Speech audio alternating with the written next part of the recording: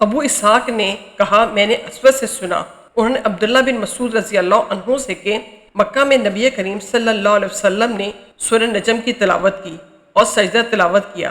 آپ کے پاس جتنے آدمی تھے مسلمان اور کافر، ان سب نے بھی آپ کے ساتھ سجدہ کیا۔ البتہ ایک بوڑھا شخص امیہ بن خلف اپنے ہاتھ میں کنکری یا مٹی اٹھا کر اپنے پیشانی تک لے گیا اور کہا میرے لیے یہی کافی ہے۔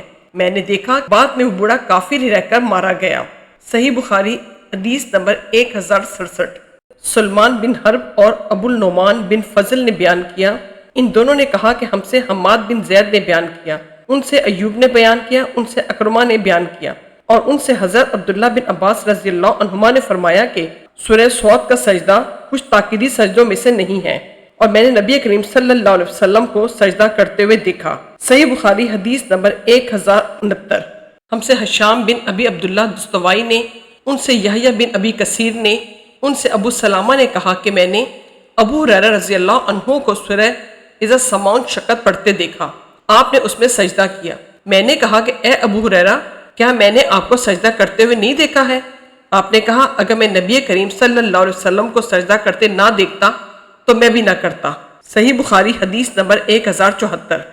نافع نے بیان کیا کہ ان سے ابن ابی عمر رضی اللہ عنہما نے کہا کہ نبی کریم صلی اللہ علیہ وسلم ہماری موجودگی میں آیت سجدہ پڑھتے اور سجدہ کرتے تو ہم بھی آپ کے ساتھ ہجوم کی وجہ سے اس طرح سجدہ کرتے کہ پیشانی رکھنے کی جگہ بھی نہ ملتی جس پر سجدہ کرتے۔ صحیح بخاری حدیث نمبر 1075۔ ابو بکر بن ابن ملیکہ نے بیان کیا کہ ربیہ بہت اچھے لوگوں میں سے تھے۔ ربیہ نے وہ حال بیان کیا جو حضرت عمر بن خطاب رضی اللہ عنہ کی مجلس میں انہوں نے دیکھا۔ حضرت عمر رضی اللہ عنہ نے جمعے کے دن منبر پر سورہ نحل پڑھی۔ جب سجدے کی آیت وَلِلَّهِ يَسْجُدُ مَا فِي السَّمَاوَاتِ آخر تک پہنچے تو منبر پر سے اترے اور سجدہ کیا، تو لوگوں نے بھی ان کے ساتھ سجدہ کیا۔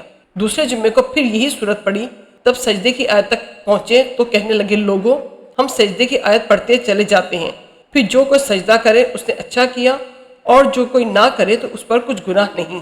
اور حضرت عمر رضی اللہ عنہ نے سجدہ نہیں کیا۔ اور نافع نے حضرت عبداللہ بن عمر رضی اللہ عنہما سے نقل کیا کہ اللہ تعالیٰ نے سجدہ تلاوت فرض نہیں کیا، ہماری خوشی پر رکھا۔